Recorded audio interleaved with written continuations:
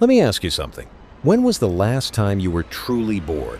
Not bored for 30 seconds before reaching for your phone. Actually bored. Sitting with nothing. No input, no noise, no scroll. Can you even remember?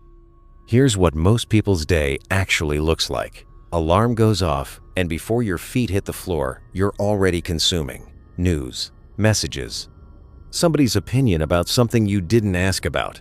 You get up, put something on in the background, eat while watching a screen, commute while listening to a podcast, and then at some point, a rare gap appears, a moment with nothing in it. And what do you feel? Not peace, anxiety, a low hum of restlessness, like something's wrong. Like you're supposed to be doing something. So you fill it. Of course you fill it, because filling it is what you've been trained to do. Here's the question nobody's asking. What if that restlessness is the most important signal your mind can send you and you've spent years learning to mute it?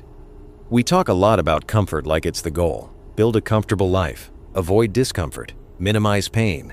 And on the surface, that sounds reasonable. Who wants to suffer?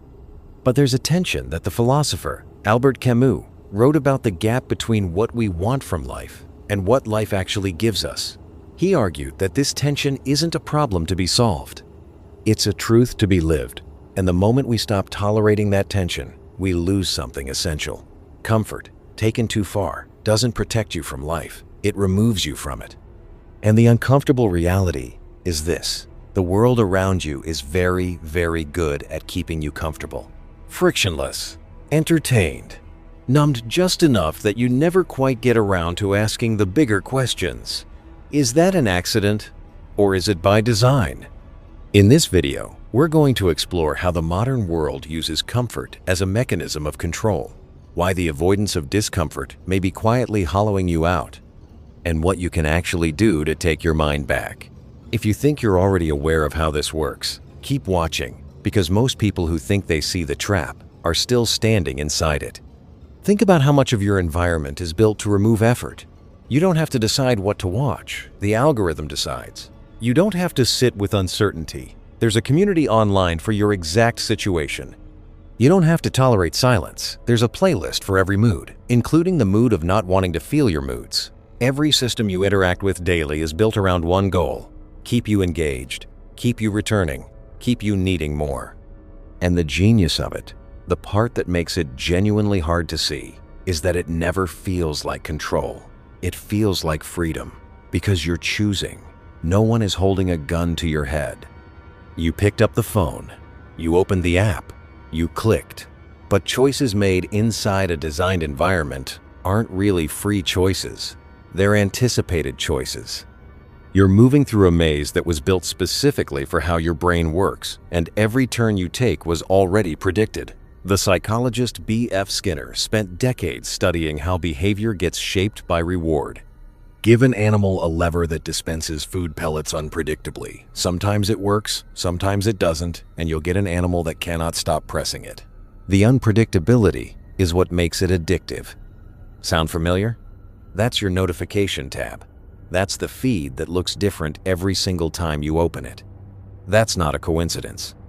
That's a lever, and you're pressing it hundreds of times a day. And just like Huxley warned us nearly a century ago, the most effective cage is one the prisoner never recognizes as a cage. In Brave New World, people weren't controlled through fear or force. They were controlled through pleasure, through constant entertainment and easy satisfaction. Through a world so perfectly designed for comfort that no one ever had a reason to question anything. Now look at what surrounds you and tell me that doesn't sound familiar. But why is it so hard to stop, even when part of you knows what's happening? Even when you sit down to do something that actually matters? Why does your hand drift back to the screen almost on its own? This isn't weakness, it's conditioning. And understanding exactly how it works is what we'll get into next. Have you ever noticed that the educational system never really taught you how to think, just what to think? That your job doesn't reward reflection, it rewards output? That every gap in your day gets instantly filled by an industry whose entire business model depends on your attention? This isn't coincidence. The sum of all these forces creates a person who is busy all the time, but never quite present. stimulated constantly, but never genuinely satisfied. And what gets lost in all of that noise is the ability to sit alone with your own mind and actually hear what it's trying to tell you. Huxley saw this coming. In his dystopia, citizens weren't repressed through violence, they were shaped through repetition. Messages embedded so early and so often that they stopped feeling like messages and started feeling like truth. Today's version doesn't happen through speakers in the ceiling. It happens through the content you consume before you're fully awake, through the products that promise to fix feelings you were just told you should have, through the slow and steady replacement of your own instincts with someone else's algorithm. Every time a short video delivers stimulation without any effort on your part, your brain gets a little less willing to do the work of thinking for itself. Every time a notification pulls your attention before you've even decided where to direct it, you practice handing control over to something outside you. And every time discomfort gets immediately soothed, you quietly lose a bit more capacity to handle it the next time it shows up. The result is a person who is technically free, but functionally dependent. Free to choose, but only from a menu that was designed for someone else's benefit. And the scariest part of all of this is that it feels completely normal, because everyone around you is living the same way. Imagine a world where nothing is ever allowed to hurt, where sadness gets chemically dissolved before it has a chance to teach you anything, where frustration is swapped out for entertainment before it can push you to grow. That sounds like relief, right? But think about what it actually produces. A person who has never dealt with real discomfort doesn't develop resilience, they develop fragility. A society that outsources all of its difficult feelings to apps and substances and endless content doesn't become freer, it becomes easier to manage. And this is the part Huxley understood at a level that still feels almost prophetic. In Brave New World, citizens weren't miserable. That was the whole point. They were happy. Perfectly, persistently, productively happy. And because they were happy, they never questioned anything. They never needed to. Now the modern world doesn't have Soma, but it has its own versions. Platforms that give you connection without vulnerability. Dating apps that eliminate the discomfort of real pursuit. Feeds that show you exactly what you already believe, so you never have to wrestle with being wrong. Everything softened, every edge rounded off. And what gets lost in all that softening is the very thing that makes a human being hard to control. The ability to endure something difficult and come out the other side changed by it. Pain has a purpose. Struggle builds something in you that comfort simply cannot. And a person who knows how to sit with discomfort, who can feel the weight of something hard without immediately escaping it, is a fundamentally different kind of person than one who can't. They make different decisions. They build different lives. They are, in the most practical sense, harder to manipulate because you cannot sell relief to someone who is not afraid of discomfort. What are you actually chasing? When you open your phone for the 100th time today, when you queue up another episode, when you buy something you didn't need, because for a second, it made you feel something, what is it you're really looking for? Most people, if they sit with that question long enough, realize the answer isn't more pleasure, it's meaning. It's the feeling that what they're doing actually matters, that they're building towards something, that their life has a shape to it, beyond the next hit of stimulation. Viktor Frankl spent years in Nazi concentration camps and came out with a conclusion that should stop all of us cold. Human beings can survive almost anything if they have a reason for surviving it. It's the absence of meaning, not the presence of suffering, that breaks people. And here is the paradox that the entire modern entertainment economy is built to obscure. The pursuit of constant pleasure and the pursuit of a meaningful life are not the same thing. They are often opposites. Pleasure is immediate. It's easy. It's designed to be consumed and then consumed again. Purpose is slow. It's inconvenient. It asks something of you before it gives anything back. But unlike pleasure, it doesn't disappear the moment you stop chasing it. It accumulates. It builds something in you that lasts.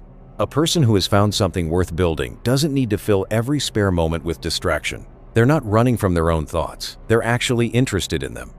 They're harder to sell to, harder to mislead, harder to keep passive. And that is exactly why the question of what actually matters to you What you would build if the noise were gone is the most subversive question you can ask yourself.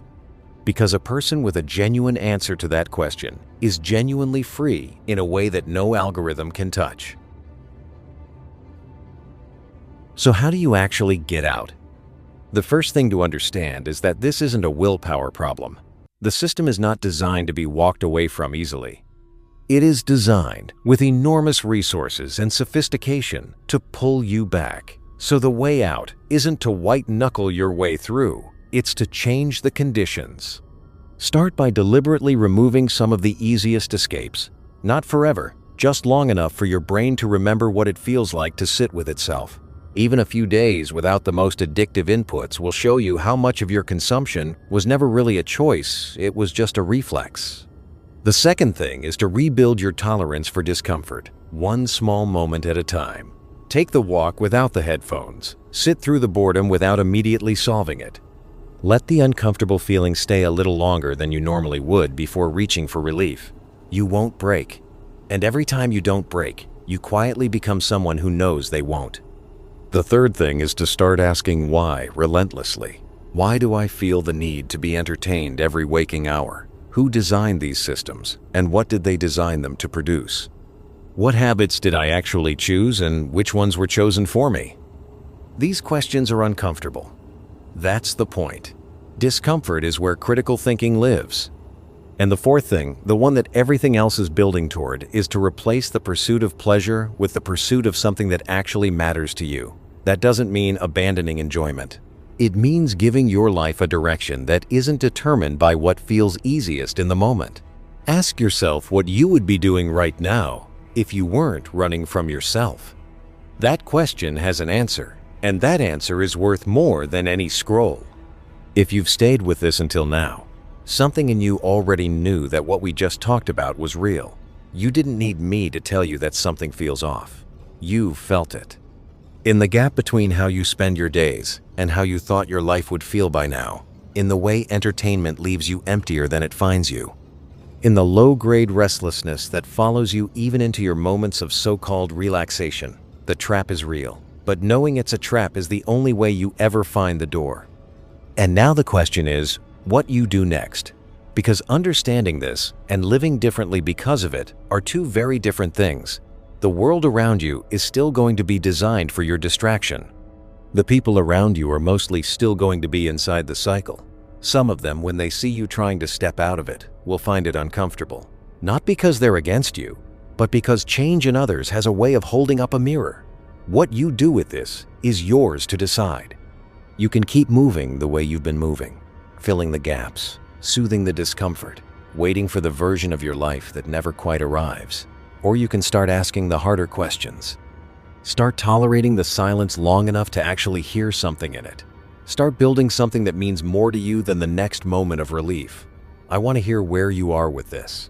Have you felt this cycle working on you? Have you tried to step back from it? And what happened when you did?